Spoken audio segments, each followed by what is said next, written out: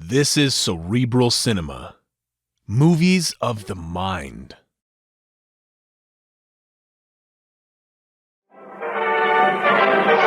Baghdad, Martinique, Singapore,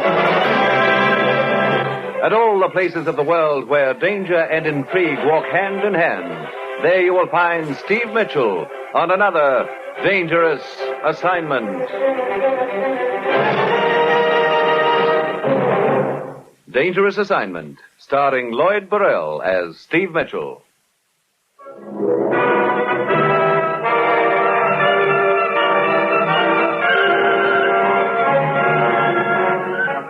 Yeah, danger is my assignment. I get sent to a lot of places I can't even pronounce. They all spell the same thing, though. Trouble. But when I walk into the commissioner's office, I don't realize this assignment's gonna prove you can sometimes hook the biggest fish of all right in the middle of a freight train.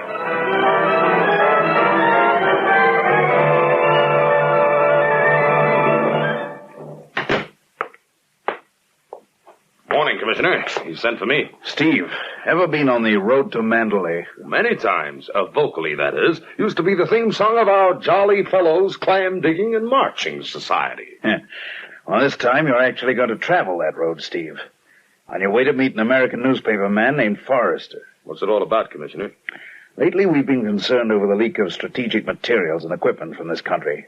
Materials originally intended for Indochina, Malaya. You mean some of that equipment isn't getting there, huh? Right. It's winding up in Burma, then being shipped on through the back door of China. So how does this newspaper man fit into the picture? Chris Forrester knows the Orient. He's been there for years, has many contacts. He got in touch with us last night, said he had certain information which might help us plug up that leak of supplies. Okay, Commissioner. Get over there, Steve. Talk with Forrester. Get to the organization behind all this and smash it. Well, that's it. You've got your assignment. Good luck.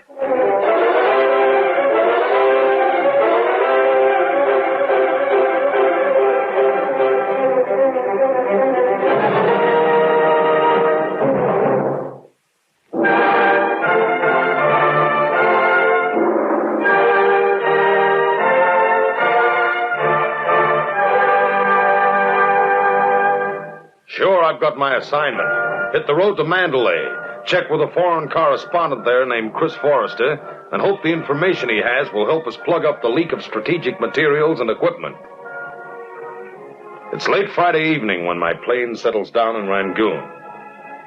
I check in at the Strand Hotel, but Forrester hasn't arrived. Seems the train from Mandalay is overdue. I head for the depot, and that's when I spot the gent in the white suit tailing me. The same gent who was standing near the hotel desk when I asked about Forrester.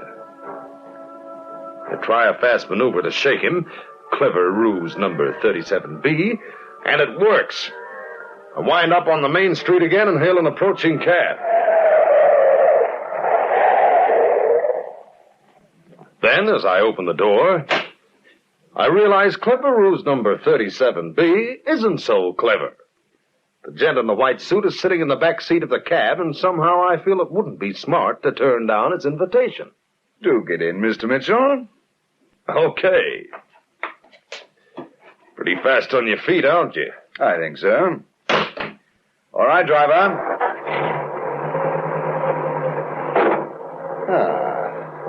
Now, I'd like to have a little talk with you, Mitchell. Friendly talk? But of course. I might believe it if you took that hand out of your coat pocket. May I ask what you want with Chris Forrester? You may. Only I don't think you're going to get an answer. In that case, your identification papers, please. Come, Mr. Mitchell. Here you are. Thank you. Oh, I see. My apologies, Mr. Mitchell. What's this all about? Well, perhaps you'd best look at my credentials. There you are. Ben Grayson, Chief Investigator, Southeast India Insurance Company, Melbourne. You see, Mr. Mitchell, my company is interested in Forrester, too, in the work he's doing. We wouldn't want anything to happen to him. We're counting on him for some very valuable information. Oh? And we're willing to pay for it. As a matter of fact, I have a check in my pocket for him. £2,000, a small bonus. And this information is in regard to... The hijacking of freight insured by our company. We handle a good many firms in this area, Mr. Mitchell, and the company's been taking an awful beating in the past 6 months. The bosses have been on my neck, wanting me to do something about the situation. Job hanging by a thread? No, not exactly, but it does make a chap look bad, doesn't it? Oh, I've had some luck. Picked up a few operators, small fry, bush league pirates and the like. Forrester seems to be on the right trail, though. He's after the big wheel, the power behind a gigantic organization operating in this area. That's why I'm here, Grayson. Well, as they say, glad to have you aboard.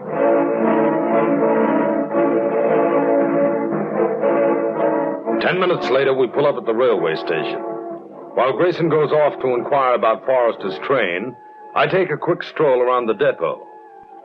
Seems to be an awful lot of activity about for this time of night. A lot of people milling around, workmen mostly, and 2 platoons of government troops are headed along the loading platform.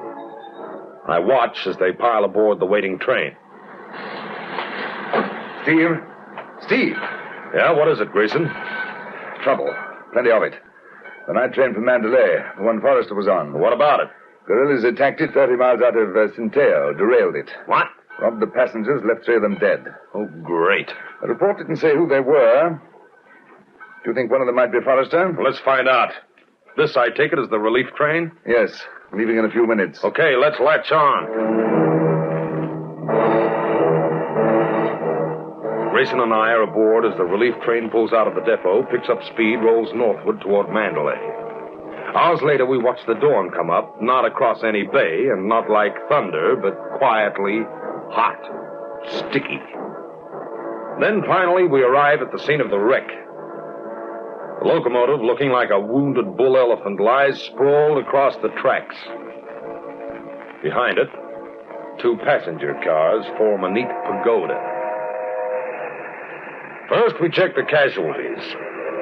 2 of them are natives, the third is the engineer. Grayson and I split up, start checking the passengers lined up on both sides of the track. No sign of Forrester. No one seems to remember him. That is, until I reach a short, heavy-set gent sporting an expensive, though badly wrinkled, tan gabardine suit. American chap, you say? Tall, graying about the temples. Oh, yes. Seems to me, his name was, Forrester. Oh, yes. We were in the same car. Spoke with him briefly. Do you know where he is? No. Should be about somewhere close by. When did you see him last? Oh, some time ago, before the attack, that is. Got into a small conversation with him regarding bicycles. I represent the Birmingham Thunderbolt. Excellent wheels, sir. Stout little machine and all that. I'm sure. Thanks for the... Oh, 1 moment, sir. Oh, Tara, would you pop over a moment, please? She might be able to help you, sir. Lovely girl, lovely. From Singapore. Don't know what she does, but whatever it is, she must do it well. Yes.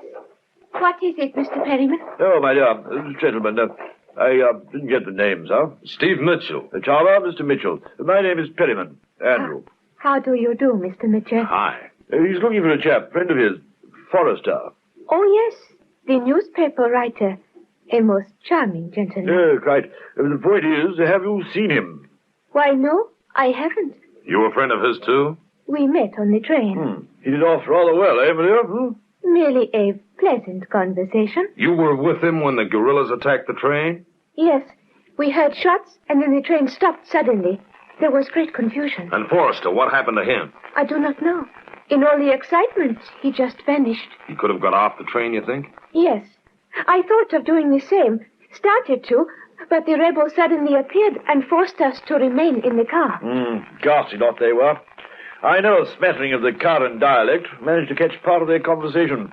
I got the impression they were looking for someone in our car. Yeah. Could be, Mr. Perriman. Could be. Thanks.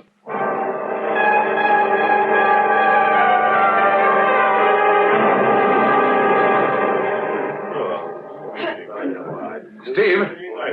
Oh, Steve. Oh, Grayson, been looking for you. I haven't had a bit of luck. How about you? I haven't found Forrester, but I think I'm onto something. Oh? I've been talking with a couple of passengers who were in Forrester's car. I've got an idea he's skipped out. What? Yeah. I think he knew it was something more than just a raid to grab supplies, that the guerrillas were after him, too. So assuming Forrester ducked off this train... He's probably out there somewhere, hiding in the jungle. Or if there's a village nearby, he might be headed for it. Let's find out.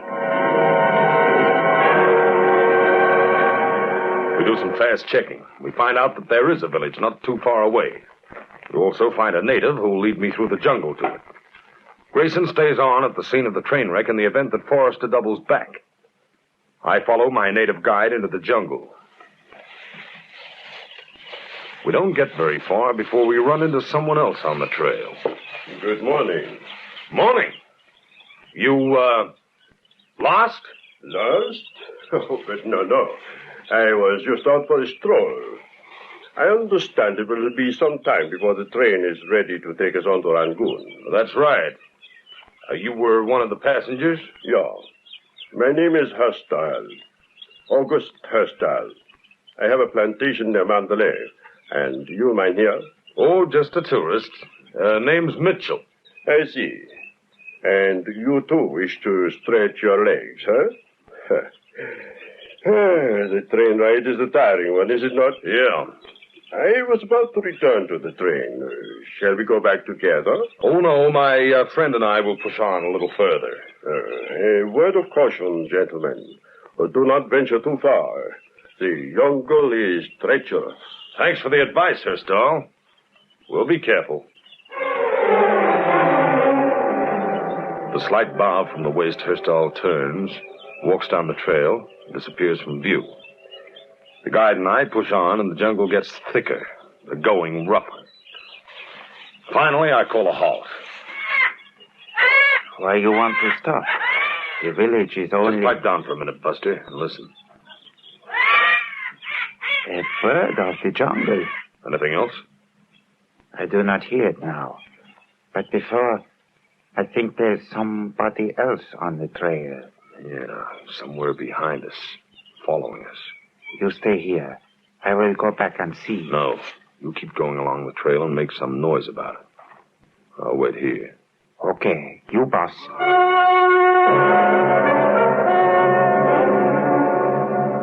I ease off the trail and wait. I can hear the guide moving up ahead in the jungle. Then it's quiet. 5 minutes go by. 10. Nothing happens. I slip out of my hiding place, take off after the guide. I find him about 200 yards down the trail. He's dangling from the branch of a tree with a noose of vines around his neck. And he's dead.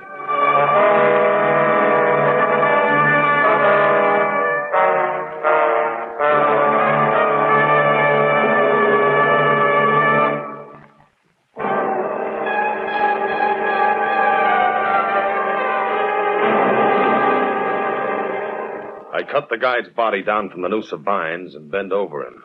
I bend just in time.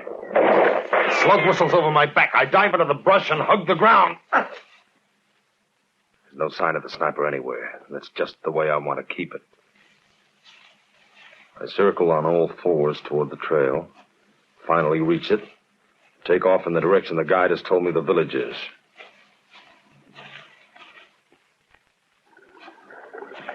Half an hour later, I reach the river. I start along the bank.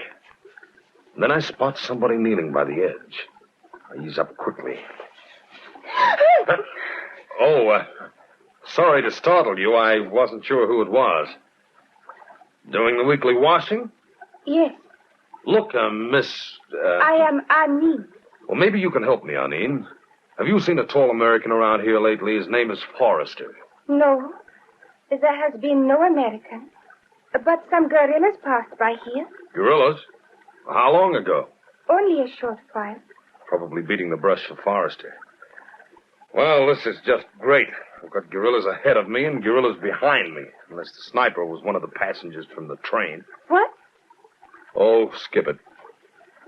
Which way is the village from here? That way. Okay, I'll... What is it?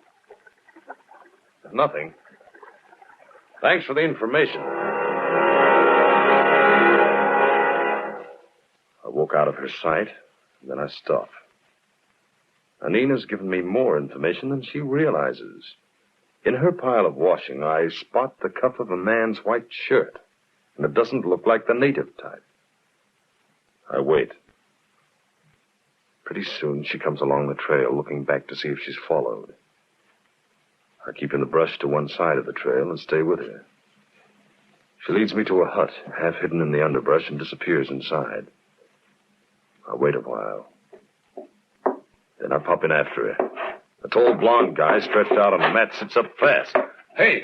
He is the one I was telling you about. Relax, Forrester. Who are you? Steve Mitchell, the guy who was supposed to meet you. Here's my credentials, Forrester. Oh, brother, am I glad to see you. How'd you find me? Spotted your shirt in the girl's washing. She was trying to get the blood out of it. Shoulder wound, huh? Yeah, but not bad. From the guerrillas? Mm-hmm. When they jumped the train. I had a hunch they were after me as well as the supplies on the train, so when they raided it, I took off fast. That's when I collected the slug. They followed me, but the girl here hid me and patched me up. I guess she thought you were after me, too. I did not know who you were. Forrester, those people who got friendly with you on the train. Perryman? And the girl Tava. Either one of them could have been planted there to put the finger on you for the guerrillas. Yeah. That thought occurred to me, too, when I was on the run. Or it might have been Hurstall. Who? I ran into him in the jungle near the train.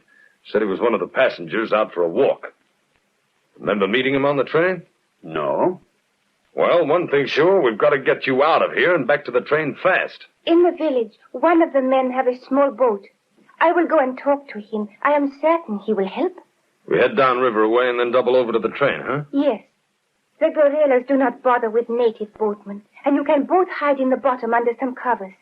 You remember the place at the river where I was washing clothes, Mr. Mitchell? Wait for me there.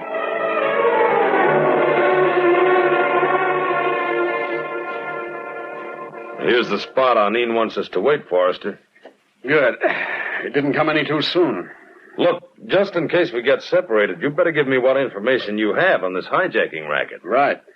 The head man's a guy the natives call Loci, but he's a white man. Huh? He's the string that holds it all together. Without him, it'd collapse. You know who this Loci is? 3 nights ago, I got a quick glimpse of him in Mandalay at a payoff. They spotted me, and I had to get away fast. But I'd recognize him if I ever saw him again. No wonder he's trying his best to have you knocked off. How does the racket work? Well, the hijacked supplies and munitions are recrated and reshipped to dummy addressees on the coast of Burma. Non-existent planters, exporters, etc. I see. And then what? It's hauled across Burma to Mandalay and then flown by chartered plane into China. He has no trouble with the local rebels because he pays them off and they leave his shipments alone. Sounds like that'd take a lot of dough. Loci doesn't use money. He pays them off in foodstuffs. That causes a food shortage in the big cities, so then he runs a black market. Brother, he works all the angles, doesn't he? Sure. For instance, 2 weeks ago, when the rebels blew up the water pipes that supply Rangoon, Loci's boys moved in fast and did a big business selling water at so many annos a bucket.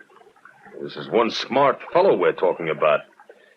Well, at least when we get back to the relief train, you can trade your information for 2,000 pounds. That insurance investigator. Grayson? Yeah, I talked to him a couple of times last week in Mandalay. I guess he's on a spot with his company until his thing's cleared up. Well, I can sure use the dough. Hold it. On the river, just coming around the bend. Small boat. That's Arlene in it, wearing men's clothes. Yes, so it is. I wonder what happened to the boatman. This is as close as I can come to the bank. Okay. Let's go. Where's the boatman, Arlene? He was sick, so he told me to take the boat. I see. Here, Foster, I'll give you a hand aboard. Thanks. Okay. You had better get under the tarpaulin near the bow. Right.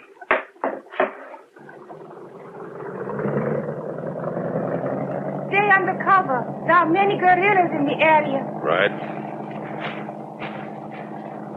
There, that ought to hide us. We can see out of this torn place. Forrester. Yeah? She sure seems cooperative. Mm-hmm. Maybe a little too much so. If the price on your head is as high as I think it is, she may be trying to collect it herself. Mm-hmm. Maybe by taking us to the local guerrilla chief, Tuan Cole. Just the same, we'd better play along for the time being. This boat's our best chance of getting out of here. Yeah. Hey, get down. Boat over there near the other side of the bank. 3 natives in it. Guerrillas. Nam! Nam Lebu! Twanko! Nam! Nam Lebu! Oh, great. You understand any of it? Enough to tell me who our friend Armin is. Huh? I told you the local guerrilla chief was Twanko. She's his sister. What? Look, that other boat's out of sight. Let's get out of here before... Steve, up ahead. That native bridge across the river. 3 guys perched up there with Tommy guns. And those boats on the bank. I think we're being taken to guerrilla headquarters. Yeah. Looks like we've drifted right into a nice little trap. I start to crawl out from under the tarp so I can grab the helm. But just as I stick my head out, something very hard hits me over the ear. And I fall.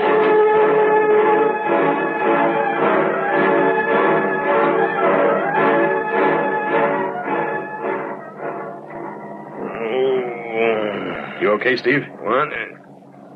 Oh, Forrester. Where are we? Safely downstream, almost to the place where we get off. What? Hey, what happened? The last I remember... You got hit on the head. I mean, you better fill him in. I saw you start to crawl out from under the tarpaulin, Mr. Mitchell. I was afraid you would do something rash, so I hit you with this wrench to prevent them from seeing you. You sure pack a mean wallop. Then you weren't going to turn us into the guerrillas. Oh, no. It is true my brother is their leader, but it is also true I am opposed to what he is doing. I, too, wish freedom for my country, but not his way, and not when it means kidnapping and murder. I remember the war. There was so much bloodshed then. You've got a good memory, Armin. A lot better than most these days. Thanks.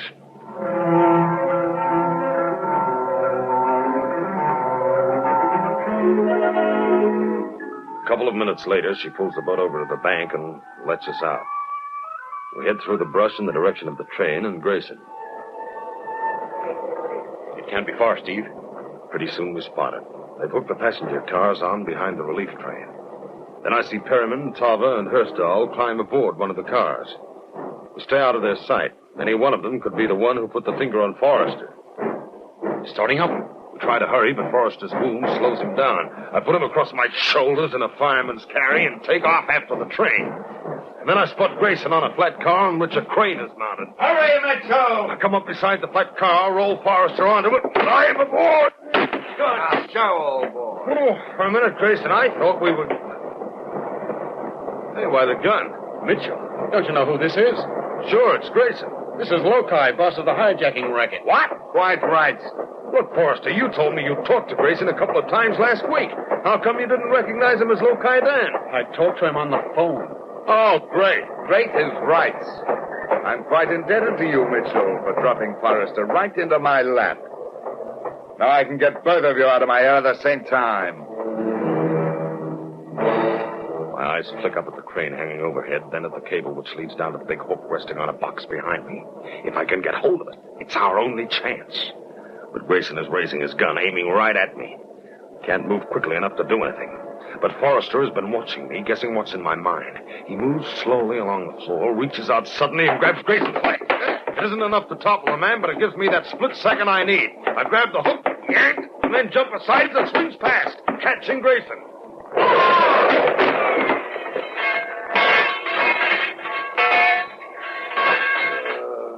Thanks, pal. Brother, he's out like a light. Put out of business in more ways than one. Quite an act he was putting on, the hard-working insurance investigator. Yeah, it was quite an act, until it got broken up. Or rather, until he got the hook.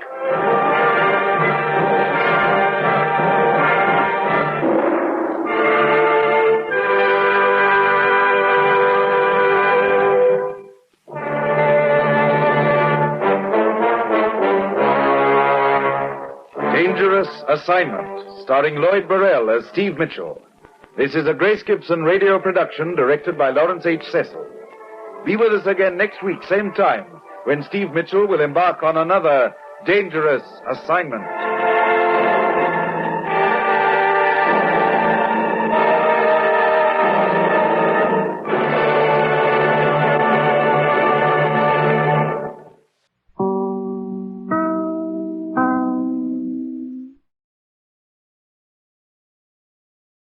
This is Cerebral Cinema.